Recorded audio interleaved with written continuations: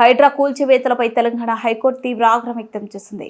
చార్మినార్ కూల్చివేయాలని అక్కడ ఎంఆర్ఓ చెబితే కూల్చేస్తారా అంటూ కమిషనర్ రంగనాథ్ను న్యాయస్థానం ప్రశ్నించింది. ఈ నెల 22న అమీన్పూర్ పరిధిలో పలు ఇంట్లను హైడ్రా అధికారులు నేలమట్టం చేయగా ఆ బాధితులు హైకోర్టును ఆశ్రయించారు. ఈ అంశం కోర్టులో ఉండగానే కూల్చేశారంటూ బాధితులు న్యాయస్థానాన్ని ఆశ్రయించారు. నోటీసులు గడువు ముగియక ముందే సామాన్లు తీసుకునేందుకు కూడా అవకాశం ఇవ్వకుండా కూల్చివేతలు చేపట్టారని పిటిషన్లో పేర్కొన్నారు. ఎంక్వైరీ చేయలేదు. బ్యాంకర్స్లో కూడా యాక్చువల్గా అక్కడ చేయాల్సినటువంటి వాళ్ళు బ్యాంకుల్లో వాళ్ళ ఫీల్డ్ వెరిఫికేషన్ టీమ్స్ ఉంటాయి. ఒక బ్యాంక్ లోన్ ఇవ్వాలంటే కనుక ఫీల్డ్ వెరిఫికేషన్ టీం ఉంటుంది. ఆ ఫీల్డ్ వెరిఫికేషన్ టీం కూడా తెలిసిపోతుంది. ఇప్పుడు నిన్న నాకు చెప్తున్నారు ఏది భువన్ అని చెప్పేసి మన ఎన్ఆర్ఎస్సి పోర్టల్లోకి వెళ్తే కనుక మనకి ఏ సర్వే నెంబర్లు ఉన్నా కూడా మనకు తెలిసిపోతుంది అన్నమాట. మీరు ఒకసారి వెళ్ళి మీ సర్వే నెంబర్ కట్టింది ఒక సర్వే నెంబరు చూపించేది ఇంకో సర్వే నెంబర్ అన్నప్పుడు అక్కడికి వెళ్ళి నించొని మనం చూసుకుంటే కనుక అక్కడ అసలు సర్వే నెంబర్ ఇదా కాదా అనేది కూడా చెక్ చేసుకోవచ్చు.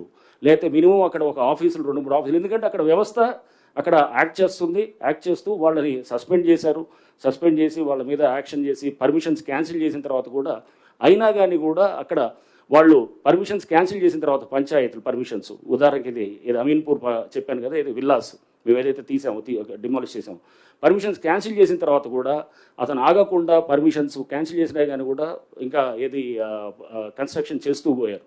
కన్స్ట్రక్ట్ చేసిన తర్వాత చేస్తూ పోయినా కూడా అతన్ని అంటే ఎటువంటి భయము కానీ ఎటువంటి అంటే ఒక చట్టం ఉన్నది, ఒక వ్యవస్థ ఉన్నది, కట్టడి చేయడానికి ప్రయత్నం చేస్తున్న దానికి ఎవరికి కూడా ఇది లేనప్పుడు అప్పుడు మనం అంటే ఇట్లాంటి వేలాది ఎకరాలు అది గతంలో అయి ఉండొచ్చు, లేకపోతే ఇంతకుముందు ఎప్పుడో జరిగి ఉండొచ్చు, బట్ కాపాడనే ఒక ప్రయత్నం ఇప్పుడన్నా మనం చేయకపోతే కనుక హైడ్రా అనేది సంస్థ తీసుకురావడానికి ప్రభుత్వం ముఖ్యమంత్రి గారు ఇవన్నీ దృష్టిలో పెట్టుకుని దీన్ని తీసుకొచ్చిందనమాట.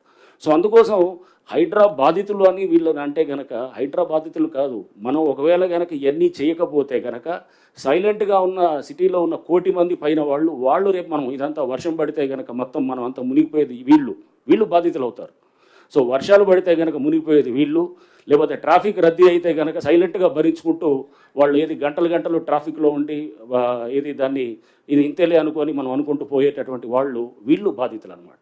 సో మనం కొంతమందిని వాళ్ళు ఎందుకంటే దీంట్లో తప్పకుండా వాళ్ళు చేయాల్సిన డ్యూ డిలిజెన్స్ చేయలేదు కాబట్టి మేము వాళ్ళని తప్పట్టట్లేదు.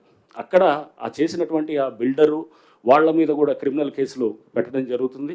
ఆల్రెడీ కొన్ని చోట్ల చేసాము, ఇంకా కొంత చేసే వాటిలో చేస్తున్నాం.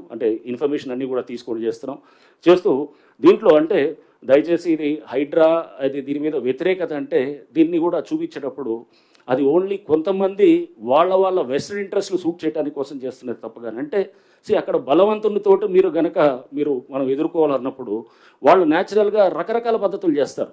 మేము సున్నం చెరువులో ఎప్పుడైతే అక్కడ చేసాం, మీరు అందరు చూసారు, అక్కడ ఒక వ్యక్తి వెంకటేష్ అనే వ్యక్తి కిరోసిన్ పోసుకొని మొత్తం చేయటం జరిగింది. సో అతను ట్యాంకర్స్ బిజినెస్ చేస్తుంటాడు, అక్కడ ట్యాంకర్స్ బిజినెస్ చేస్తుంటాడు. ఇప్పటికీ మళ్ళీ కంటిన్యూ మొదలెట్టాడని చెప్పి మళ్ళీ ఏదో ఎవరు అన్నారు. సో ట్యాంకర్ రోజుకి అతని బిజినెస్ దాదాపు 1,00,000 పైన ఉంటుంది.